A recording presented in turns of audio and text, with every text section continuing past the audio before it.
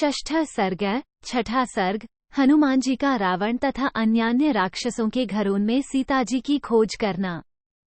फिर इच्छानुसार रूप धारण करने वाले कपिवर हनुमान जी बड़ी शीघ्रता के साथ लंका के सतमहले मकानों में यथेच्छ विचरने लगे। एक अत्यंत बल वैभव से संपन्न वे पवन कुमार राक्षसराज रावण के महल में पहुंचे, जो चारों ओर से सूर्य के समान चमचमाते हुए सुवर्णमय परकोटों से घिरा हुआ था। 2 जैसे सिंह विशाल वन की रक्षा करते हैं, उसी प्रकार बहुतेरे भयानक राक्षस रावण के उस महल की रक्षा कर रहे थे। उस भवन का निरीक्षण करते हुए कपिकुंज हनुमान जी मन हर्ष का अनुभव करने लगे।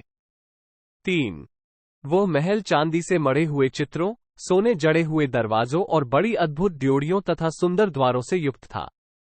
4 हाथी पर चढ़े हुए महावत तथा श्रमहीन शूरवीर वहां उपस्थित थे, जिनके वेग को कोई रोक नहीं सकता था। ऐसे रथवाहक अश्व भी वहां शोभा पा रहे थे। 5 सिंहों और बाघों के चमड़ों के बने हुए कवचों से वे रथ ढके हुए थे। उनमें हाथी, दांत, सुवर्ण तथा चांदी की प्रतिमाएं रखी हुई थीं।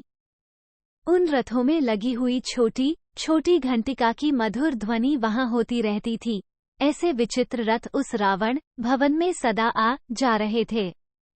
रावण का वह भवन अनेक प्रकार के रंतों से व्याप्त था। बहुमूल्य आसन उसकी शोभा बढ़ाते थे। उसमें सब ओर बड़े बड़े रथों के ठहरने के स्थान बने थे और महारथी वीरों के लिए विशाल वासस्थान बनाए गए थे। दर्शनीय एवं परम सुंदर नाना प्रकार के सहस्रों पशु और पक्षी वहां सब ओर भरे हुए थे। 8 सीमा की रक्षा करने वाले विनयशील राक्षस उस भवन की रक्षा करते थे। वह सब ओर से मुख्य सुंदरियों से भरा रहता था। 9 वहां की रंतस्वरूपा युवती रमणियां सदा प्रसन्न रहा करती थीं। सुंदर आभूषणों की झंकारों से झंकृत राक्षसराज का वो महल समुद्र के कल्लाद की भांति मुखरित रहता था। 10 वह भवन राजोचित सामग्री से पूर्ण था, श्रेष्ठ एवं सुंदर चंदनों से चर्चित था तथा सिंहों से भरे हुए विशाल वन की भांति प्रधान पुरुषों से परिपूर्ण था। 11 वहां भेरी और मृदंग की ध्वनि सब ओर फैली हुई थी। वहां शंख की ध्वनि गूंज रही थी। उसकी नित्य पूजा एवं सजावट होती थी। पर्वों के दिन वहां होम किया जाता था। राक्षस लोग सदा ही उस राजभवन की पूजा करते थे। 12 वह समुद्र के समान गंभीर और उसी के समान कोलाहलपूर्ण था। महामना रावण का वह विशाल भवन महान रंतमय अलंकारों से अलंकृत था। 13 उसमें हाथी, घोड़े और रथ भरे हुए थे तथा वो महान रंतों से व्याप्त होने के कारण अपने स्वरूप से प्रकाशित हो रहा था। महाकपि हनुमान ने उसे देखा। 14 देखकर कपिव हनुमान ने उस भवन को लंका का आभूषण ही माना। तदनंतर वे उस रावण भवन के आस पास ही विचरने लगे।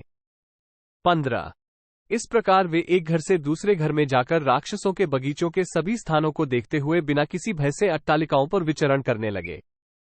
16 महान वेगशाली और पराक्रमी वीर हनुमान वहां से कूदकर प्रहस्त के घर में उतर गए। फिर वहां से उछले और महापार्श्व के महल में पहुंच गए।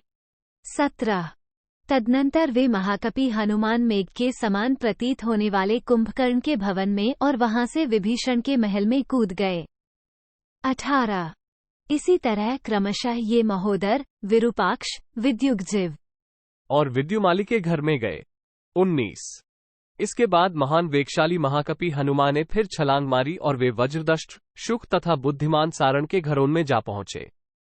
20 इसके बाद वे वानर, यूथपति कपिश्रेष्ठ इंद्रजित के घर में गए और वहां से जम्बुमाली तथा सुमाली के घर में पहुंच गए।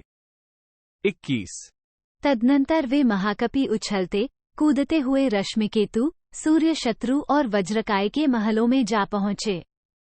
22 फिर क्रमशः वे कपिव पवन कुमार धूम्राक्ष, संपाति, विद्युरूप, भीम, घन, विघन, शुकनाभ, चक्र, शठ, कपट, हृस्वकर्ण, द्रनष्ट्र, लोमश, युधोन्मत्त, मत्त, ध्वजग्रीव, विद्युग्जीव, द्विजिव, हस्तिमुख, कराल, पिशाच और शोणिताश आदि के महलों में गए। इस प्रकार क्रमशः कूदते फांदते हुए महायशस्वी पवनपुत्र हनुमान उन बहुमूल्य भवनों में पधारे। वहां उन महाकपि ने उन समृद्धिशाली राक्षसों की समृद्धि देखी। 23-27 तत्पश्चात बल वैभव से संपन्न हनुमान उन सब भवनों को लांघकर पुनः राक्षसराज रावण के महल पर आ गए। 28 वहां विचरते हुए उन वानशिरोमणि कपिश्रेष्ठ ने रावण के निकट सोने वाली, उसके पलंग की रक्षा करने वाली राक्षसियों को देखा, जिनकी आंखें बड़ी विकराल थीं। 29 साथ ही उन्होंने उस राक्षस राज्य के भवन में राक्षसियों के बहुत से समुदाय देखे, जिनके हाथों में शूल, मुदगर, शक्ति और तोमर आदि अस्त्र शस्त्र विद्यमान थे। 30 उनके सिवा वहां बहुत से विशालकाय राक्षस भी दिखाई दिए, जो नाना प्रकार के हथियारों से लैस थे। इतना ही नहीं, वहां लाल और सफेद रंग के बहुत से अत्यंत वेगशाली घोड़े भी बंधे हुए थे। 31 साथ ही अच्छी जाति के रूपवान हाथी भी थे, जो शत्रु सेना के हाथियों को मार भगाने वाले थे। वे सब के सब गजशिक्षा में सुशिक्षित, युद्ध में ऐरावत के समान पराक्रमी तथा शत्रु सेना का संहार करने में समर्थ थे।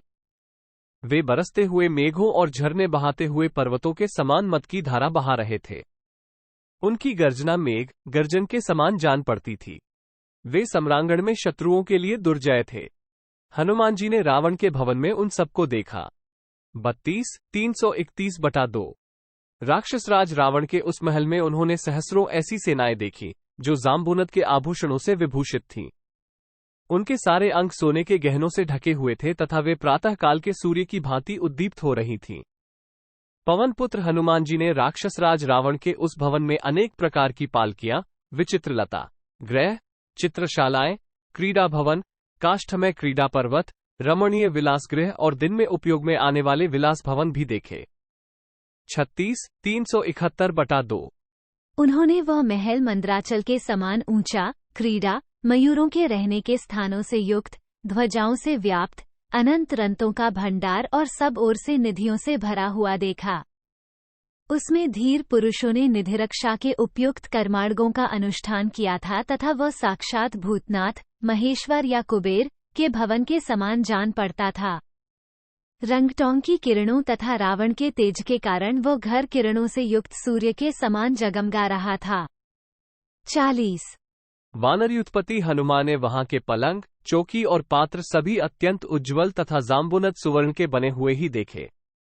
41 उसमें मधु और आसव के गिरने से वहां की भूमि गीली हो रही थी।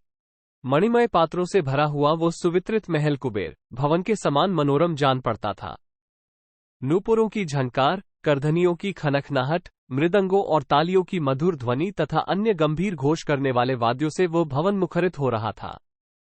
उसमें सैकड़ों अट्टालिकाएं थीं, सैकड़ों रमणी रंतों से वो व्याप्त था। उसकी ड्योढ़ियां बहुत बड़ी बड़ी थीं। ऐसे विशाल भवन में हनुमान जी ने प्रवेश किया। 44 इत्यार्षे श्रीमद् रामायणे वाल्मीकि आदिकाव्ये सुंदरकांडे षष्ठः सर्गः 6। इस प्रकार श्री वाल्मीकि निर्मित आर्ष रामायण आदिकाव्य के सुंदरकांड में छठा सर्ग पूरा हुआ। 6